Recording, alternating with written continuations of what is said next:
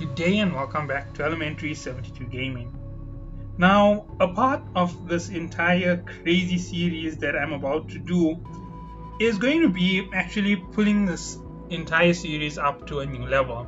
Now, lore on its own is quite hard to describe, but there is something else that you have to keep doing. When you keep reading the book, you gain the idea that there are parallels being drawn. And some parallels are not seen to us as readers because we ignore the fact that there could be a parallel. And I've just noticed one on my reread of the book again. Obviously, as I said, I reread it quite a bit. And I noticed a parallel. The parallel between Baum and his companions and the 13 warriors. Now, you might not see this here, you might not expect this, but I see Baum and his team with Kun and his team with Wagner to be a representation of the 13 warriors. So Wagner is claiming to become the king, right? Because he has a king's seed. Baum is claiming for the goal of friendship and to unify, and he likes thinking of others besides himself. He is very king-like. He is very selfless, and he's a very good individual. But there is something else you need to know. Authors love to tease you with the good of things. Now, a lot of us have watched a lot of animes, read a lot of manga, and one of the things you would have noticed is shows like Attack on Titan. They have some of the best story within them, and that's because we see somebody who we root for. And we root for them so heavily that we believe in them completely. And then all of a sudden, in the last act of the show, or act in the end, we see the side of the enemy. And when the enemy story starts to get told to us, we start to lose our faith in the person we saw as a hero. The whole idea behind this from an author is to shake the unmovable part of you, right?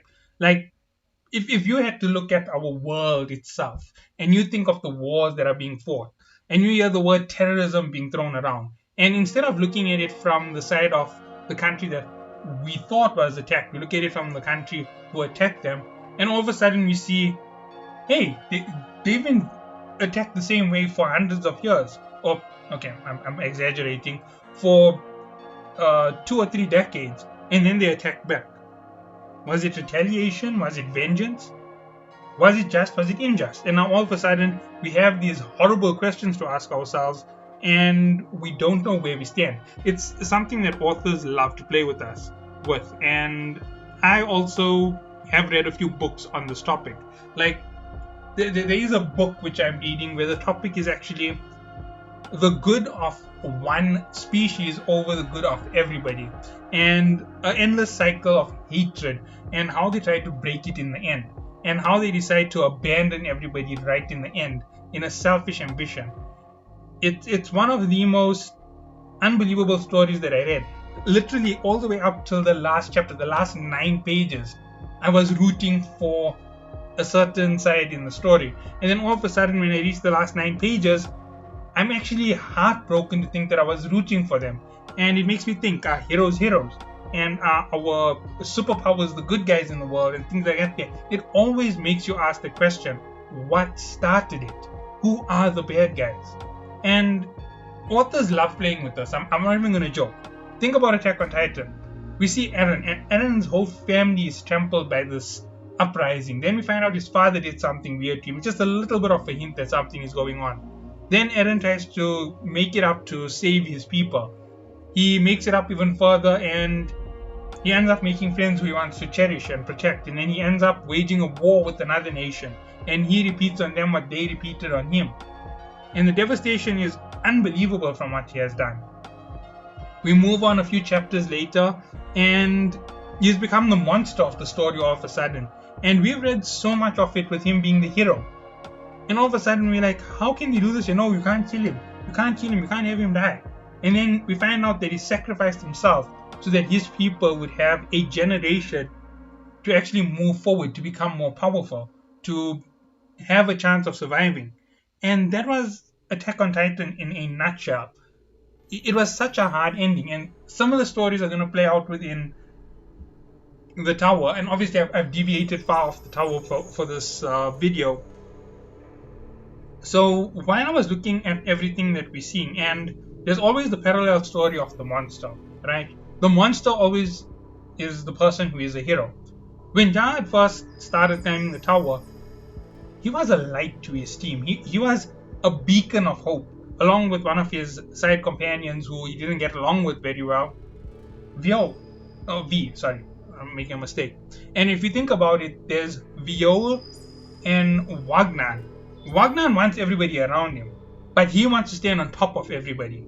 Baum wants everyone around him, but he wants to be strong so he can keep them around him. He doesn't want to stand on top of anybody. And then we have the God of Guardians on the Hell Train who says the exact same thing about Jahaad. Now, a lot of people would let this slip through their fingers. There's also some of the words about using the same style, the seat of a king, all of that nonsense. All of these things were things that happened to Jahaad and are happening to Wagner. Now, if Wagner is going to follow the same destiny, we don't know. When this year happens, we will find out. We know a lot of people like Baum, and Baum is loved by a lot of people because he associates with them. Wagner, on the other hand, brings people towards him and causes their deaths. That's what's said in his own mind. He hasn't protected anybody, he's used them very selfishly. And we see this here as a repeating theory as Wagner keeps showing up. And I think that's the reason why Wagner isn't showing up in this part of the story. He's going to be doing something really devious, and it's for him to become the king, right? It's to give him that power of that blade that he has in his hand. And something tells me that Wagner is going to go through an unbelievable change moving forward. He's going to become some kind of monster, and we're going to end up seeing a Baum versus Wagner fight close to the end. So there are 3 fights I predict for the end, right? Baum versus Jahaad. But the Baum versus Jahaad fight isn't going to be a terrible fight. I think Jahaad is going to express some kind of deep-seated emotion about how he didn't want to see this play out again, and the pain is too much for him to bear, and that's why he killed the child when he saw his fate when he was born. And he didn't want to see this child go through that suffering, so he did everything that he did. And that's how come he killed the child and he told V the whole truth, and V killed himself by having Jahaad perpetrated in a certain way. And all of this is, I think, what happened in that entire situation, the reality behind things. When they confronted each other, when V's anger was at the highest and he found out what was going to happen to his son, he was thrown into absolute despair. And when Aline revived him, the reason why Jahaad had that response when he saw Baum is because he felt that this year was going to happen to him. We never know, and it is my suspicion that this is what's going to happen. Now, obviously, we don't always get it perfectly parallel, right? Sometimes the story will parallel itself in a lot of ways, and then it will deviate in the end.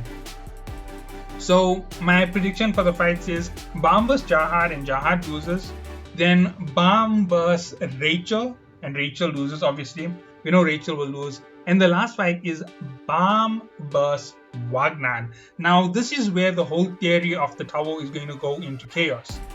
If you open the 135th floor door and the tower is destroyed, then Jahaad is doing this to protect the tower. And if Baum goes through above that there, then Wagner needs to protect the tower and they're going to fight.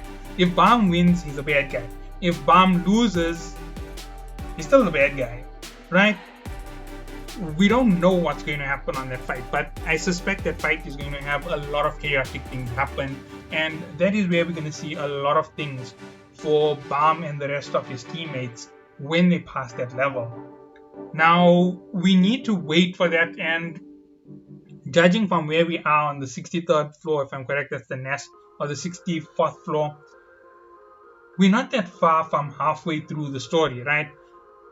At the end of the season 3, we should be past halfway. We should be somewhere near the 80th floor, if I am correct. They're going to become B-class regulars.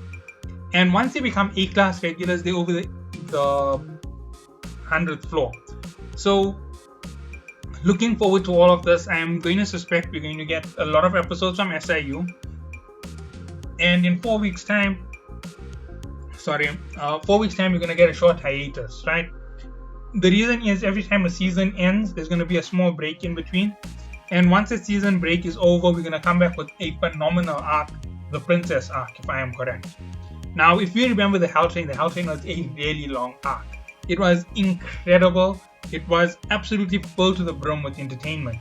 And there was so much to pick up and understand when it came to those arcs. There was so much of side story. And trust me, the princesses are going to have so much for us. There's Maria, there's Glad Mary, there's so many princesses.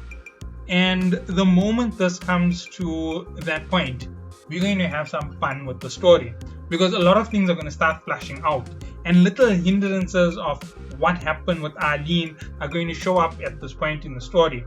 Then we're going to find out about what really happened with Balm. I'm suspecting that's going to be the end of season closer, because they need to close it with something phenomenal. They need to make it something like Balm goes berserk, something that would make Balm go berserk. Remember, he did that at the end of season 2. Season 1, he did something phenomenal, and it ended with betrayal. If it ends with betrayal with Wagner killing Balm, wow, that would be a real cry of a cry. And then it's going to be Rachel and Wagner together. We'll see what happens at that point, if it does reach that point. But yeah, I'm really seeing it at this point that things are going to change. And then it will be the next season where they climb from B to A class, and when the fight really reaches its climax. And every story is going to start flashing out very, very heavily. Kun is going to be flashed out. Drak will be flashed out. And then they'll enter into the last floor, the 134th floor of the tower. And when the 134th floor starts, trust me, that arc is going to be mayhem. We're going to have Enryu, Fentaminum, Yurik, we're going to have Yuri, every other individual who is important will definitely be there by that point. And trust me, I'm looking forward to seeing how chaotic it gets and how much of information gets tossed our way. Because remember, every last arc is a very, very short period of time. It's always in that last few pieces that there's only like a day or 4 days or something in between it that everything happens. And there's so much happening in that little part that, for example, Attack on Titan, in that last 3 days of that story, compared to the first 4 or 5 years of the story, there's so much that happens in a short period that the story gets flushed out in so many different places to give us everybody's complete story. It is a nightmare to imagine what is missed. And we're going to miss a lot of story, obviously. No matter how good the author is, you can't flush out everything in a single go. And once that entire thing concludes, we're going to have people who are teary-eyed and full of regret for whatever happened in the story.